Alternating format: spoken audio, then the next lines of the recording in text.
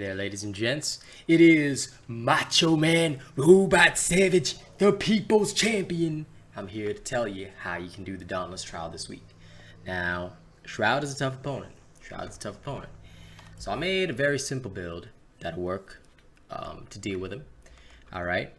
It is designed to be as simple as possible. So, Weeping Hours. Now, this is for the Dauntless version. Weeping Hours, 2 toughness cells, Reaper's Dance, Serrated Blades, Fangs of Dawn.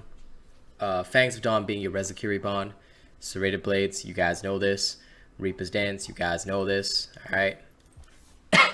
Discipline Cell for the additional crit strike chance and damage.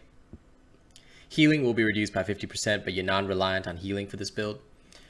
Next, Skarn's Defiance with an Etheric Attunement Cell. This is for your shields. This is your sustain throughout the match. Guise of the Rift, this is for the Umbral defense, as well as for a Catalyst cell. Gives you more Etheric Attunement as well. Thrax's Shadow with a Berserker cell. Alright.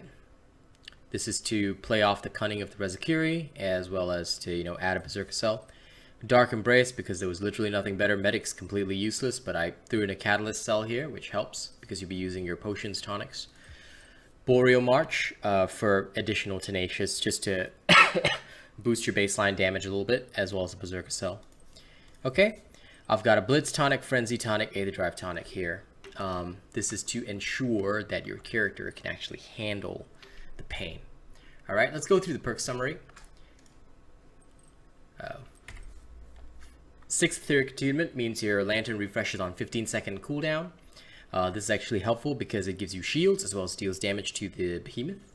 More than once I've actually triggered the Terra status effect, which is actually really helpful. Berserker. This is great because you'll be in close contact with the Chain Blades and striking a lot. Catalyst, obviously for your tonics. Cunning, because the Rezakiri bond has +3 anyway. 6 toughness for the increased max health. Now, you can actually use a Valamir bond. Just saying. You can actually use a Valamir bond. Just that I do not have one for these Chain Blades, but if you want to, you can actually use that. It's quite effective because of A the Hunter. You will lose out your cunning, but just let you know it is quite effective because you should not be taking hit point damage as much as you can. Medic is completely useless, so it's just there in the build because there's nothing else. The toughness is to offset the lack of healing from discipline. And it will still give you the opportunity to heal off your potions if you get into a bad situation. And lastly is your Tenacious to give you a base hit point bonus, which actually amounts to 13%, which should not be touched thanks to your Skarn's Lantern. Alright, so now we're going to go in. For those of you that want to see the combat showcase, we will go in now and do the Dauntless Trial. Okay, Dauntless Trial right there. Let's go. For those of you that don't want to see the combat showcase, don't forget to like, share, and subscribe. You can drop a tip to keep my content running. Link is in the description of the video. Thank you very much if you decide to do that. Now, let's go make this bird cry. When the eagle cries.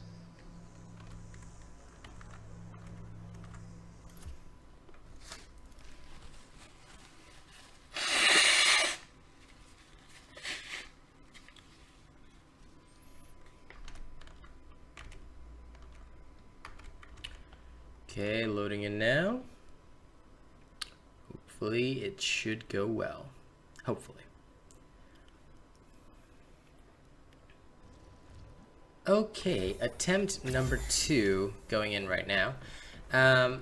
Start out with these, and the reason why it's attempt number 2 is because I messed up big time on my first one. Alright, so, lessons learned. Start out with your Skarn Shield, alright?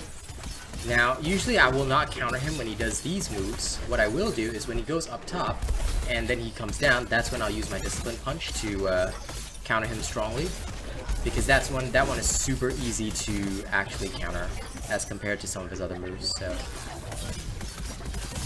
it just makes life a lot better for you. Use your Skarn shielding frequently, alright?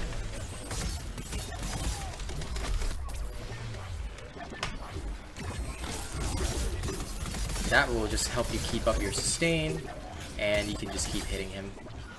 Now usually when he does this and is about to land, that's when I'll use my Discipline Punch. Because not only does it help to counter him, but it also gives you a great opportunity to dish out some extra damage. I try to stay in the air as much as possible and slam down when I can. And if I do catch fire, I will try and douse it.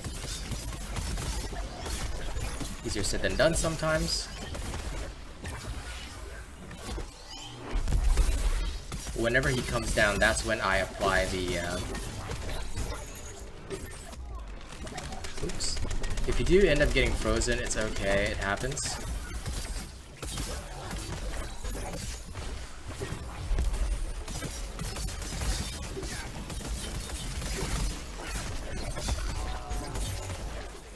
Use opportunities when he gets stunned to do your stuff, like taking tonics, potions, whatever. Or when he goes into darkness mode. Okay, that's when you want to use your tonics.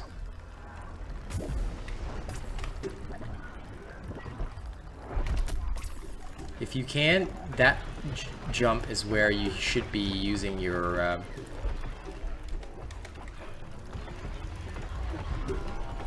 but it's okay. Even if you don't, it's all good.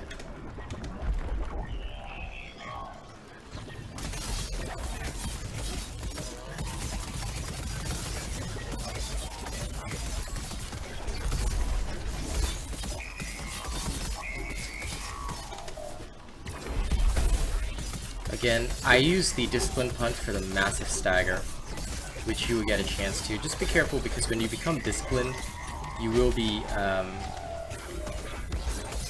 you will basically deal increased critical strike chance, but you will have an increased critical strike chance, but you will also take a lot of extra damage. So you got to be careful about that coming your way. Okay, it will hurt. Just be fucking careful of that. See, that will happen, which is great, but now you're disciplined, and you just gotta be extra careful, because your damage is gonna go through the roof, but so is the damage you take. Alright, so just be extra careful of that. And while you're disciplined is actually the perfect time to also utilize things like your Discipline Punch itself.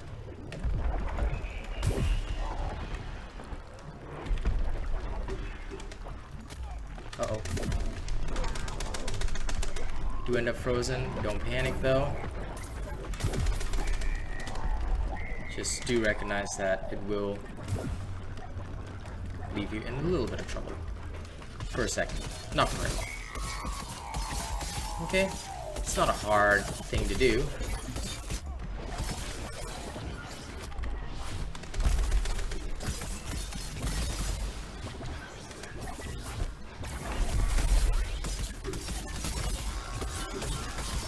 He's almost dead anyway. As you can see, this dealing with the Shroud is not a difficult thing if you have your potions prepared, if you have your build prepared.